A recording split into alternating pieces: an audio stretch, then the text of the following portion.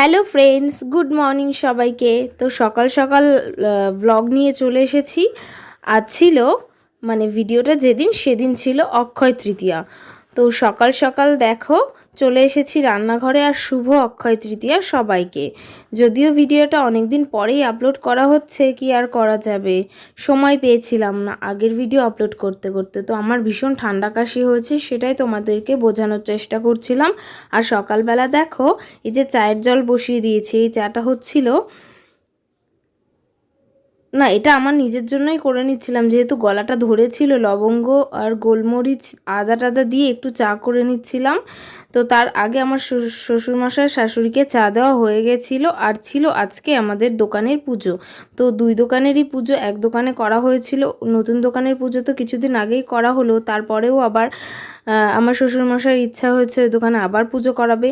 তো এখন অনেকটাই পরে দেখো রান্নাবান্না সব হয়েও গেছে, তখন প্রায় 10টা বাজে। তো সেদিন সকাল সকাল রান্না করে নিয়েছিলাম, যেহেতু আমার শাশুড়িমা বেরিয়েও গেছে পুজো টুজো দিয়ে। যে দেখো ডাল আলুর চোখা আর এই যে ভাত উপর দেওয়া আছে। আমি এত তাড়াতাড়ি করে শরীরটাও ভালো লাগছিল না, ওটুকুই করতে পেরেছি। আর আমার শাশুড়িমা তো অনেকক্ষণ আগেই দোকানে চলে গেছে। তো আমি এখন রেডি হব, স্নান করব, তারপর স্নান করে রেডি হয়ে আমিও দোকানের উদ্দেশ্যে বেরিয়ে যাব।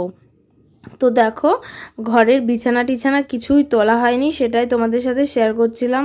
কারণ ও ওঠার আগেই আমি রান্নাঘরে চলে গেছিলাম, তারপর উঠে গেল, চা করে দিলাম, ও বেরিয়ে গেল। হ্যালো ফ্রেন্ডস, তো দেখতেই পারলে সকাল সকাল রান্না হয়ে গেছে। আমার শরীরটা আসলেই একদম ভালো নেই, চোখ মুখ দেখে বুঝতেই পারবে।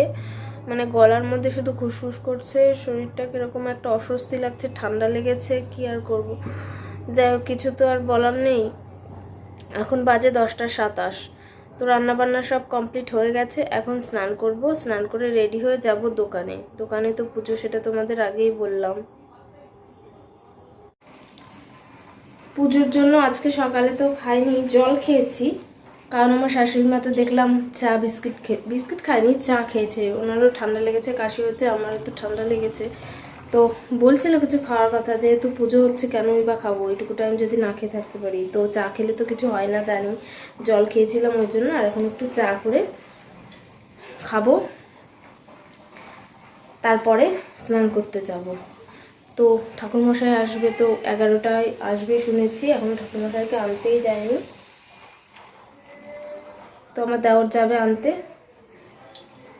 গেলে পরে ঠিকই। আর পুজো শুরু হতে হতে দেরি হবে, অনেকটা টাইম লাগবে। তো একটু পরে গেলেও সমস্যা নেই, তাই একটু পরেই যাচ্ছে। আর এই যে বসিয়েছি, এইমাত্র দুধ দিয়ে গেল, দুধটাও জাল করে নিচ্ছি, গরম হয়ে গেছে হাতাটা। দেখেছো কোন মাথায় ধরেছি, ধরতে পারছি না, কি করব।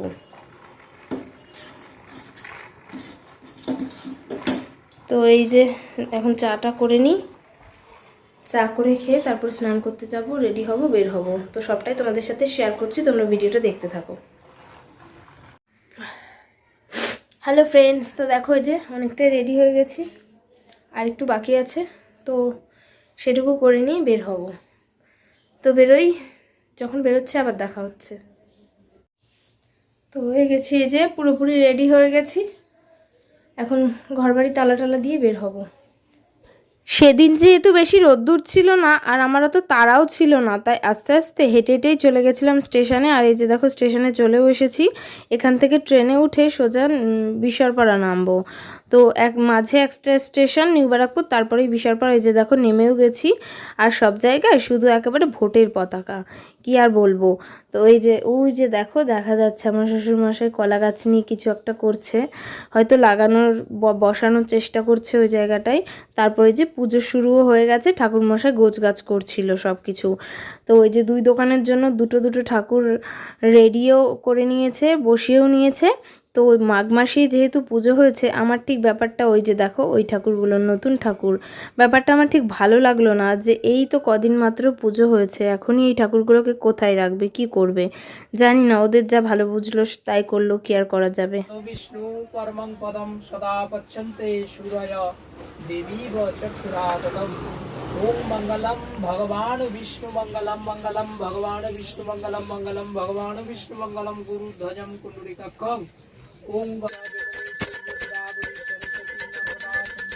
এই পুরোহিত আমার শ্বশুর আর শাশুড়ির খুব প্রিয়। যাই হোক, ওনার পুজোটা আমারও ভালোই লাগলো। আর দোকানের ভেতরটা আমি মানে এত জিনিসপত্র গোছগাছের পর তো আর আসিনি, সেই পুজোতে এসেছিলাম। আর এই যে এই পুজোতে যাচ্ছি, মানে দোকান উদ্বোধনের সময় যে পুজোটা হয়েছিল আর কি। তো তারপর এই যে আসলাম, বেশ অনেক মালপত্র আরও বেশি তুলেছে, বেশ ভরা ভরা লাগছে দোকানটা, সেটাও তোমাদের সাথে কিছুটা শেয়ার করলাম। পুজো তো চলছে আর বেশ অনেকটা টাইম ধরেই পুজোটা চলেছিল। বারবার বলছি দুর্গা পূজা করি 108টা মাকে পদ্ম দিতে হবে, ফটাফট ফটাফট করে ফুটিয়ে। আর দুর্গা পূজার সময় না বাসন্তী পূজায় জন্য খুব সুন্দর করে পদ্ম ফুলগুলো কুড়ি অবস্থায় থাকাকালীন কত ছোট মনে হয়, তাই না? আর ফাটানোর পরে দেখো কি অবস্থা। ওই যে ওই কাকু এটাই বলছিল যে তোমরা ফাটালে কিভাবে ফাটাতে, ওই যে একটা একটা করে মানে পাপড়ি ওঠাতে, তাই তো উনি একটা মানে চাপ দিল আর ফেটে গেল ব্যাপারটা। তো সেটাই বলছিল যে আমাদের দুর্গাপুজোর সময় 108টা করে ফাটাতে হয়, ওরকম করলে সারাদিন লেগে যাবে। তো তারপরে দেখো ফাটানোর পরে দুটো ফুল কি সুন্দর লাগছিল, তাই না? তারপরে ওই যে পুজোর আরতি চলছিল, পঞ্চপ্রদীপ আর কর্পূরের আরতি। তারপরে এরপরেই শুরু হবে যজ্ঞের কাজ। তো ওই যে দেখো পুজো তো চলছে। প্রজাপতি ঋষি বিরারাগায়।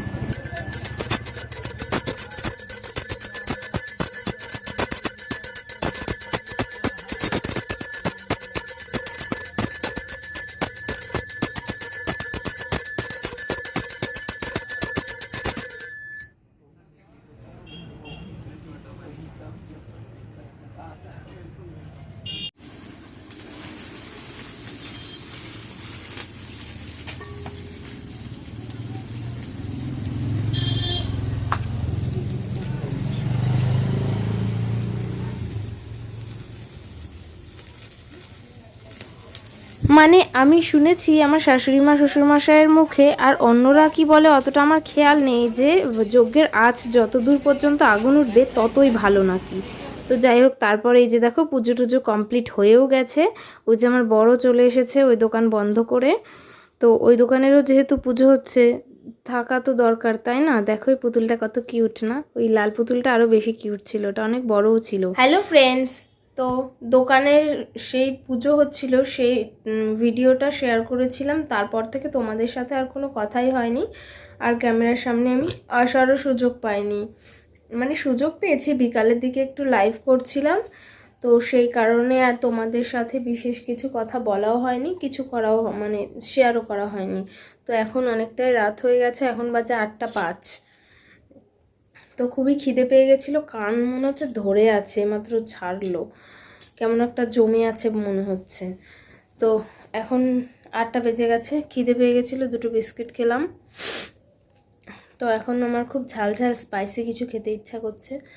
এখন আমি বাড়িতে আপাতত একাই আছি, তো কি করব দেখি চাউমিন বা পাস্তা কিছু বানাবো, চলো তোমাদের সাথে সেটাই শেয়ার করি। আর তো বিশেষ কিছু শেয়ার করা হলো না তোমাদের সাথে, তো চলো যাই রান্নাঘরে দেখি। আর দুপুরবেলা শুয়েছিলাম, এসে খাওয়া দাওয়া করে শুয়েছিলাম, তারপরে তো বিছানার ঠিকঠাক করিনি, ওটাই ওভাবেই পড়ে আছে। মানে শরীরটা ঠিকঠাক ভালো নেই, তো এনার্জি পাচ্ছি না কোনো কাজে, কিছুতে ভালো লাগছে না। আর আজকে দুধ খেতে ইচ্ছা করছে না, কদিন ধরে দুধ খেয়েই মানে কদিন ধরে নয়, 2-3 দিন দুধ খাচ্ছি, তো একে আমার শরীরটা মানে ঠান্ডা লেগেছে, মুখে কিছু ভালো লাগছে না। তো দেখি কি মানে বানাই, কি বানাবো। পাস্তাও ছিল, চাউমিনও ছিল। তো শেষ পর্যন্ত দেখলাম আগের দিন পাস্তা খেয়েছি যেহেতু, চাউমিনটাই করে নিই।